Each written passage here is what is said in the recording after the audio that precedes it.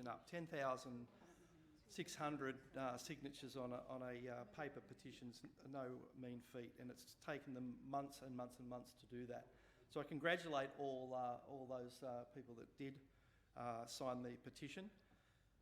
I've just got to mention also, and I know it will be disappointing, but the Minister for Planning, Rob Stokes, has had a family emergency. He's unable to attend the petition today, and I apologise for that, but it's out of our control. So I thank everybody that's involved in the petition and congratulate those people for taking the time to petition on the Woronora.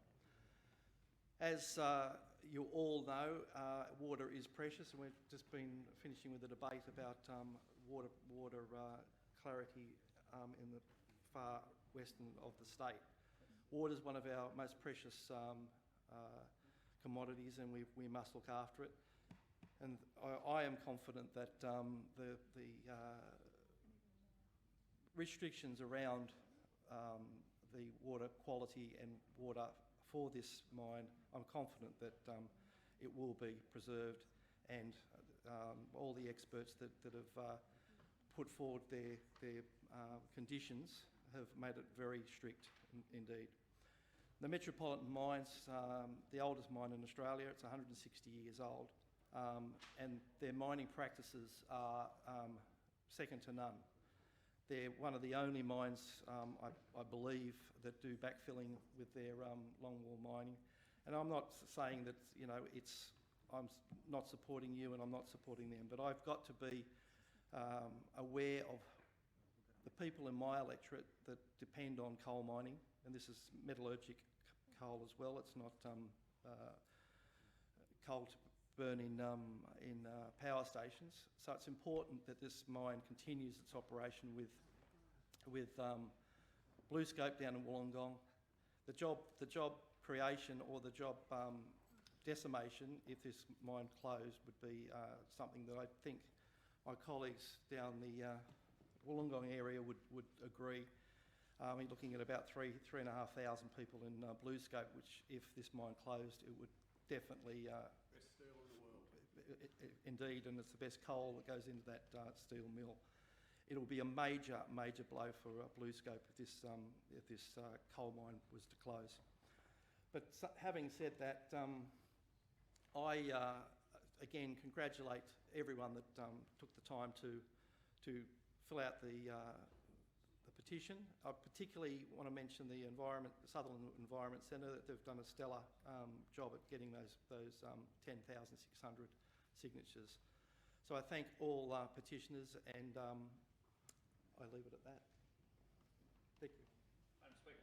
Thank the member for Heathcote. The question is that the House take note of the petition. I call the member for Cessnock. Thank you, Madam Speaker, and I rise to speak to this petition. As the member for Heathcote has just identified, it's always a bit of a privilege, really, to speak on a petition, because there's a whole bunch of effort, time and energy that goes into getting 10,000 signatures on any issue. So again, thanks and congratulations to all those community groups. In the 12 months that I've been Shadow Minister for Water, I guess that I've had the opportunity to speak to a number of these community groups, and indeed some of the mine developers, as well as the environmental groups and the individuals that have had a vested interest in this. And there's no doubt about it. These are tricky questions that are put before the Planning Commission, to be put before water ministers, shadow water ministers, resource ministers, you know, employment, environment and things like that. So they're really tricky issues. From the early stages, I made a decision, and with my colleagues made a decision, that the legitimacy of the independent planning process was going to be the absolute key to the decision making in this regard. I mean, we all come in here with good intent, but the truth is we don't necessarily have the skills required to make some of the decisions that are required as we go along, and we have to leave that in the hands of those people that do. That's it's just my daughter's you know, friends trying to track her on Snapchat, but anyway, that doesn't need to go in hands up. Anyway, so I do apologise for that, but these are complex decisions that need to be made by specialists, experts in their field, and so in taking, you know, in trying to trust the science and the evidence and the experts as much as we can, the one fundamental question and responsibility we do have as politicians is to look at the process and the people involved in that process and ask ourselves whether or not that is legitimate and robust, transparent and specialised enough. And in this instance, my colleagues and I on this side decided that we thought it was, and that this question was being asked of multiple experts on a number of occasions, and we had to trust that those experts would make the right decision. Now, I do know a little bit about coal mining, not a lot, and I understand a little bit about longwall mining, not a lot, and I absolutely understand the concerns of the community with regard to the impact that longwall coal mining might have on the surface. But I also understand about coal mining that what you don't want inside of a coal mine is a wet mine. A wet mine's really hard to work. And so from the mining perspective, what they don't want is a water problem. They don't want to crack the surface and create a water problem. And so understanding those elements of the whole process has kind of been crucial in part in my landing on my position about being satisfied that the process would inform us and the experts involved in making the decision were important. I guess, you know, there's going to be people out there disappointed with the outcome of this decision. But the responsibility of the Water Minister and the Shadow Water Minister and Sydney Water and Water New South Wales is absolutely 100% to take all responsibility for making sure that the water that we provide to our communities through our catchments and through our, you know, pipes and tunnels and taps is 100% quality, ready to be drunk and safe and secure. And in that regard, I realise that a lot of the conditions that have been put on this coal mine event are about the quality and the transparency of being able to see the quality of the water. And that's really, really important. And we on all sides of this chamber have to hold our mining communities to account in this regard. Because companies. Because the communities are great. Order. We can't. This isn't Order. an Member approval. for Balmain. This isn't an approval, you know, for coal mining at any cost under any conditions, no matter what. This is an approval that we trust that you have the processes and policies in place that we are going to be able to watch and monitor to ensure that there is no harm. And that's a really important responsibility on us as politicians on all sides to make sure that we do that. Unity ticket. I commend the petition to the Order. House. Member for Balmain. The question is that the House take note of the... You got me? The question is that the House take note of the petition. I call the member for... Thank you, Wollondilly. Madam Deputy Speaker, the Government welcomes the opportunity to consider and discuss this petition today. Let me make the Government's position very clear right from the start. We recognise the concerns held by many members of the community who have signed this petition. We are just as concerned about ensuring safety and integrity of Sydney's water supply, and we will continue to closely monitor all environmental impacts on mines in the catchment area. I can say with confidence that no government, least of all ours, would want to see quality drinking water compromised in any of our communities. I assure the House and the people of Sydney that the Minister would not take any decision that threatened the safety and integrity of our water supply. The petition asks the House to stop further threats to our water supply and to rescind development consents to that permit mining in special areas of the water catchment. As someone who has always been mindful of the facts and respects the science, I understand there have been a number of inquiries that have looked at underground mining in the catchment and its actual and potential impacts, including on our water supplies. The most recent and most comprehensive inquiry was established by this government in November 2017. This led to 2 reports of the independent expert panel on mining in the catchment. The very reason we established this inquiry was that we also wanted robust answers to these important environmental questions, just as the petitioners do. Balmain. The inquiry was undertaken by 5 recognised highly qualified and independent experts in their field, together with the Deputy Chief Scientist and Engineer. The panel produced an initial report in November 2018 and a second final report in October 2019. Both reports have been released and are available through the Chief Scientist's website. The panel looked very clearly at the Metropolitan coal mine, which is the mine that is the subject of this petition. The panel's final report concluded losses of water from the Woronora Special Area due to mining impact associated with the Metropolitan mine are negligible, with a water makeup between 2009 and 2017 that has averaged at 0.09 megalitres a day, and with the exception of May 2011, at a 20-day average water make below 0.5 megalitres per day. For clarity and context, it is important to consider the history of the approvals at the Metropolitan mine. Firstly, I will note, and I will not dwell on the fact, that the mine's development consent was granted by the former Labor Minister for Planning, the Honourable Christina Keneally, in June 2009. Members opposite should remember that fact. But this approval was granted after the independent inquiry by the then Planning Assessment Commission, known as the PAC, now the Independent Planning Commission, known as the IPC, of New South Wales. That inquiry was convinced that the risks of mining beneath the reservoir were not such as to stand in the way of a development consent. So was the Department of Planning, the then Department of Planning, and so was the Minister. Now, while the government has limited ways forward because of the development consent was issued by the then Labor government, we have to manage the way forward as best as we can, and that is through monitoring the environmental effects and taking action if necessary.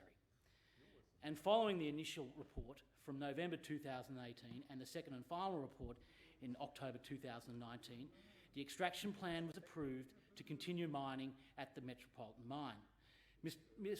Madam Deputy Speaker, the government fully understands and respects the concerns of the members of the community who have signed this petition. In particular, understands the concerns of those members of the community who live in the southern Sydney, who receive their drinking water supplies from the Woronora Reservoir. It does not dismiss or neglect these concerns in any way. The safety and reliability of Sydney's water supply continues to be an extremely high priority of this government.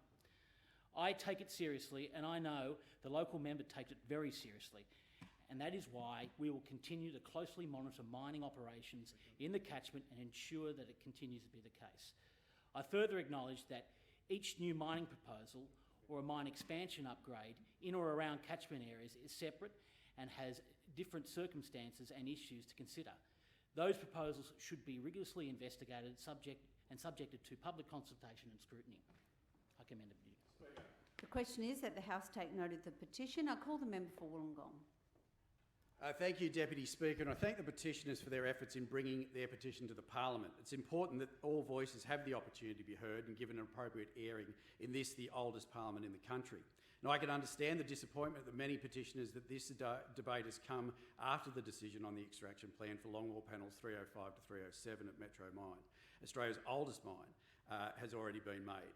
It's been suggested to me that that was a deliberate act by the government in an attempt to avoid scrutiny, but that's a charge the government members to address. Now, I've discussed this issue with many people on many sides of this debate. Metropolitan is the oldest continuing operating coal mine in Australia. It has operated since 1888, and since the Port Kembla Steelworks, located in the electorate I represent, commenced its operation in the last century, supplying coking coal to make steel. Around 60% of its production still does. In recent years, its mine has also been the subject of a number of independent reviews. This includes the Woronora Impact Assessment Panel and more recently the Independent Expert Panel on Mining in the Catchment, convened by the New South Wales Chief Scientist Engineer and led by Emeritus Professor Jim Galvin, one of the world's foremost experts on underground mining and subsidence, and an expert water researchers who have a PhD in upland swamps in the Woronora Plateau. It must be noted that during this debate, that after considering considerable amounts of data and submissions from agencies, experts and the public, the Chief Scientist Independent Panel did not, and I emphasise did not, recommend, find or conclude that the current mining in the catchment should cease. I do not consider the panel to have reached their conclusions lightly or without thorough examination of all the available scientific and engineering evidence from domestic and international sources. I also note that the mining plans were approved under an existing mining approval which requires continuing approval of mining plans under an adaptive management approach, approved by consultations with Water New South Wales, the Dam Safety Committee and the Independent Expert Panel. It improves a number of monitoring and trigger action response plan requirements. I also note the independent panel found that current mining techniques at Metropolitan were conservative and resulted in no evidence of a connected fracture regime to the surface. Now, in simple terms, that means the mining operations didn't cause cracks that extend from the longwall panels to the surface. And I'm advised by engineers that this is because the panels in question are deeper and narrower, and the pillars between the panels are wider, which acts to limit surface effects. When it comes to the assessment of mining under the catchment, Labor has also adopted a conservative precautionary approach. We suggested and the government adopted the position that new approval should not be granted while the review on the independent panel was being considered. The recommendations have been adopted and, to my knowledge, implemented in full. Monitoring is in place in relation to subsidence, groundwater, swamp and water balance. And the process of requiring progressive approvals of already approved mining operations provides opportunities to review extraction plans prior to the mining activity taking place, to have that assessed by the Department of Planning and examined by technical experts, including agencies like Water New South Wales. The science has been listened to and adhered to. Now, I understand the concerns. I grew up in Mount Kembla, where the other mine in the catchment is. I also used to work for Sydney Water. But when the Dendrobium mine was reopened, I was involved in active discussions with the mine operators and my community. I'm not a miner, but I learned a lot more about the mine operation through those conversations. Those discussions led to changes in the initial mining plan.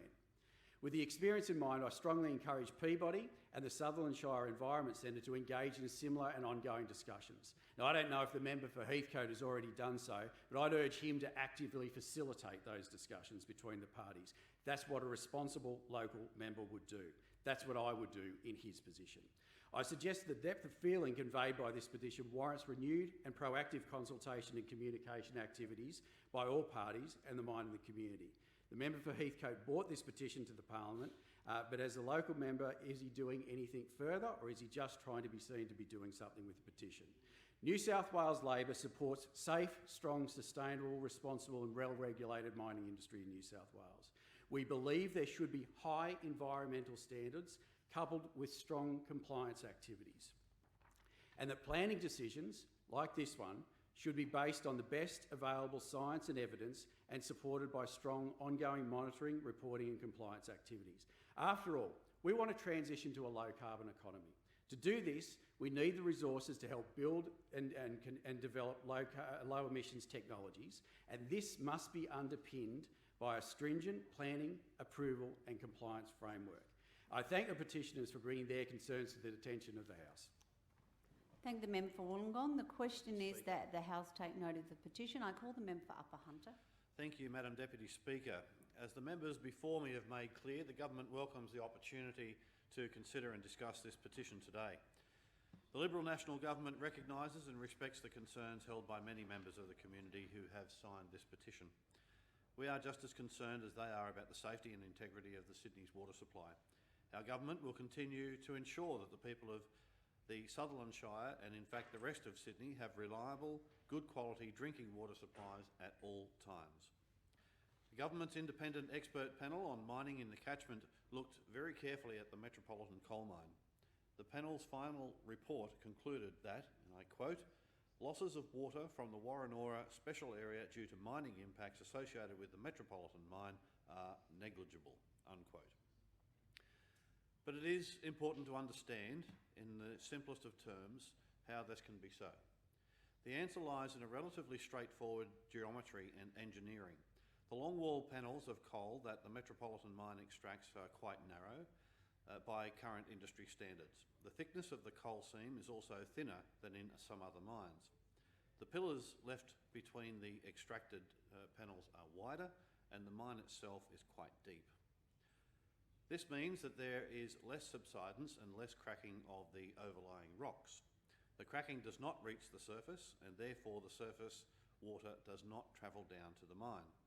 Importantly, the cracks that can be seen at the surface are formed by compression and are disconnected from the cracks reaching upwards from the mine. It is also important to recognise that the two mines operating in the special areas provide hundreds of jobs in the Illawarra region.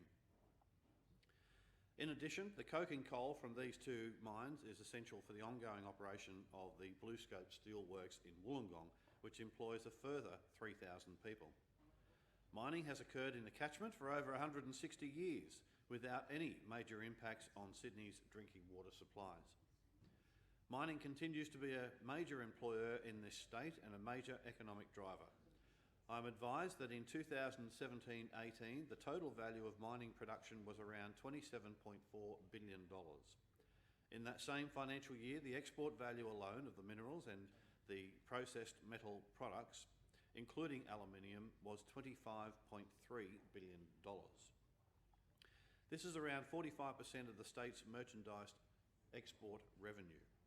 And it's also worth noting that there are coal mines under other bodies of water across the state, including the Centennial coal mine at Myuna, which I've been in and toured myself, under Lake Macquarie, that has many similar factors previously. And by taking a sensible approach, risk-based approach, we can allow mining to continue without threatening Sydney's drinking water supply. The government's prudent approach protects both local jobs and our water supply. I thank the member for Heathcote for bringing this petition forward and the opportunity to clarify a number of elements of mining in New South Wales. Thank the member for the Upper Hunter. The question is that the House take note of the petition. I call the Minister for Water and Member for Oxley in response. Thank you, Madam Deputy Speaker. The government welcomes the opportunity to consider and discuss this petition today. I'd like to thank the members for Wollondilly, Upper Hunter and Camden for their contributions. The New South Wales Government recognises the concerns held by the many members of the community who have signed the petition. I can even highlight that one of my agencies commented on the risks involved if this was not done right. And as Water Minister, I too could not support any practice that does not consider the safety and integrity of Sydney's water supplies. But that is why it is so important to listen to the experts and maintain integrity in the planning process, and at also at the same time listen to the people that have put their names to a petition, as is their right, as we should, and acknowledge the work of the member for Heathcote, Lee Evans, in being a great local member. I will remind the House that this development consent was granted by the former Labor government, by the former Labor Minister for Planning, the Honourable Christina Keneally, in 2008, and now the applicant has a legal right to mine coal in this area. Although this decision was made more than a decade ago, I can assure the House and the people of Sydney that I would not allow my department to take any decision that threatened the safety and the integrity of our water supply. We are not debating an underground thermal coal mine where the product is being exported overseas. This mine provides critical metallurgical coal for which there is no replacement to the last remaining steelworks on the east coast, to the fabulous city of Wollongong.